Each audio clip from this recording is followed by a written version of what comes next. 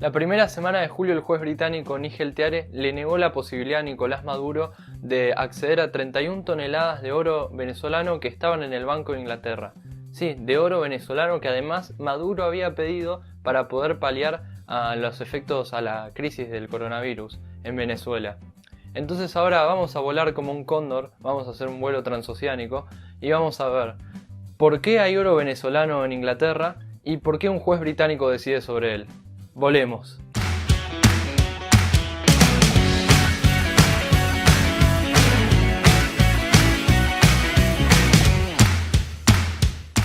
En principio el Banco de Inglaterra no podría quedarse con el oro venezolano, ni siquiera con el oro de cualquier país. Si el dueño legítimo de ese oro fuera a pedírselo, se lo tendrían que devolver de inmediato.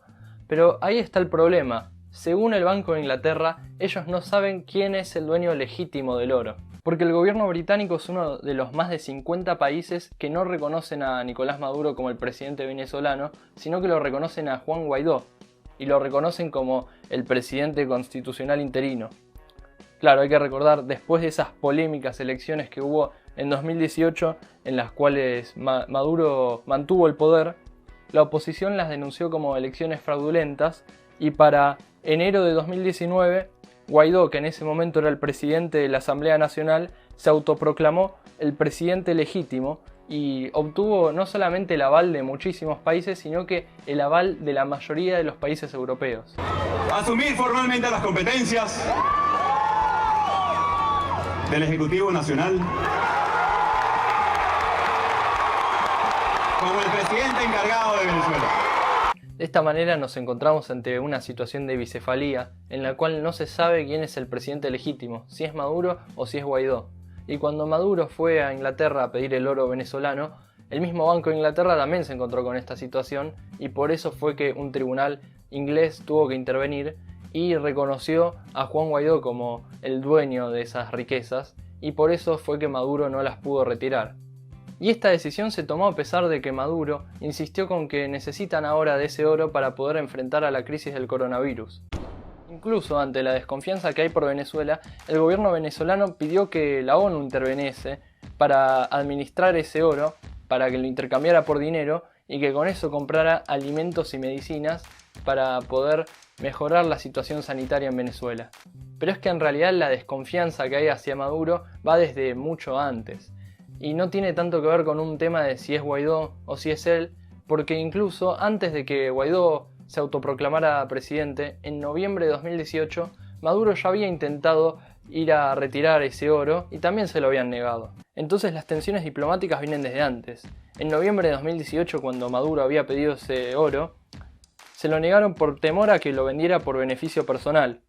Y de esta manera negaron esa repatriación de oro que Maduro seguramente lo quería retirar por miedo a que estas mismas tensiones diplomáticas congelaran la cuenta, cosa que pasó y por esto el chavismo los denunció de ladrones. Y seguro estás pensando, ¿por qué un país no guarda su propio oro?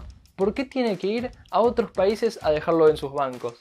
Bueno, para muchos esto puede ser una estrategia de protección y de resguardo de las riquezas nacionales, porque para los bancos centrales de países pequeños puede ser todo un desafío el hecho de proveer las medidas de seguridad para evitar robos.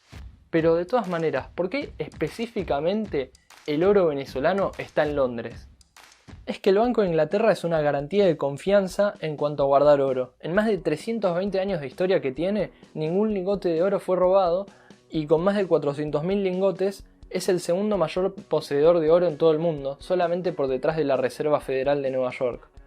Pero Londres además es una posición estratégica para hacer intercambios. Por un lado, conecta geográficamente a Estados Unidos con la Unión Europea. Es decir, las dos esferas políticas más influyentes de todo el mundo se conectan a través de Londres.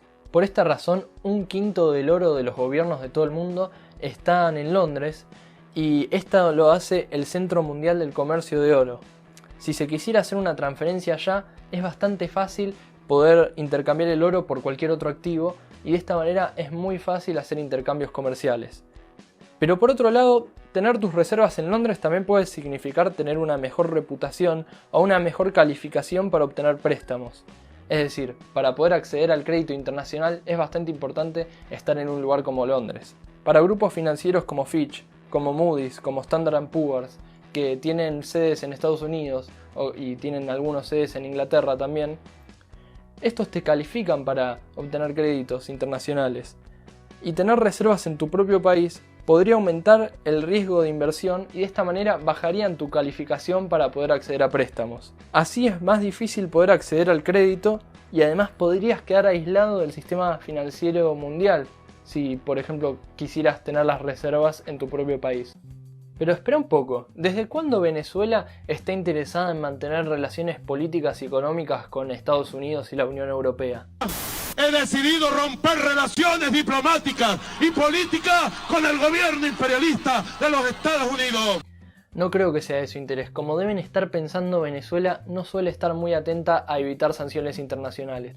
De hecho, en 2011, cuando las posiciones cada vez más radicales del chavismo parecían que los iban a poner en problemas, que iban a causar tensiones con Estados Unidos y la Unión Europea, Chávez no solo llamó a la nacionalización de la producción industrial de oro en el país, sino que llamó a repatriar el oro venezolano que había en el extranjero.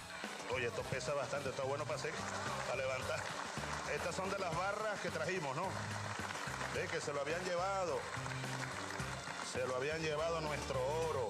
Así salieron a buscar el oro que en tiempos de bonanza impulsados por los altos precios del petróleo habían llenado las arcas venezolanas y que representaban más de 20.000 millones de dólares en lingotes de oro. Y poco a poco las fueron trayendo a su país, que fue un proceso lento porque las tenían que traer en barco, lingote por lingote, y fueron guardadas en las reservas del Banco Central de Venezuela.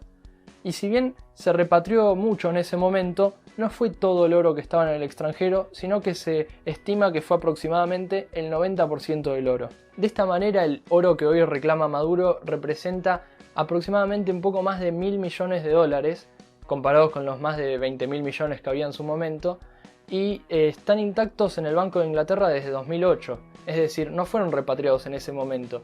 Y solamente tomaron relevancia a partir del 2018 cuando Maduro decidió ir a buscarlo y le negaron el acceso al oro. Si bien el fallo del juez confirmó la posición de Inglaterra sobre que Guaidó es el presidente legítimo de Venezuela, lo cual él reconoció como una victoria y dijo que se había protegido al oro de la dictadura y además personalmente festejó el reconocimiento que tuvo, seguramente desde Inglaterra saben que Guaidó no tiene ninguna incidencia en las políticas y las decisiones gubernamentales en Venezuela, y es por esto que probablemente el oro venezolano esté un tiempo más en el Banco de Inglaterra, probablemente hasta que haya alguna transición democrática y el gobierno que esté en ese momento sea reconocido como el legítimo.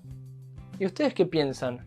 ¿Confiarían que su país guarde sus propias reservas de oro? ¿O preferirían dejarlas en un banco internacional, en un banco extranjero que tuviera mejores medidas de seguridad? Escríbanme lo que piensan en los comentarios. Si te gustó el video puedes suscribirte, todavía nos queda un montón de kilometraje para seguir buscando historias. Este cóndor tiene hambre de carroña de información. Hasta la próxima.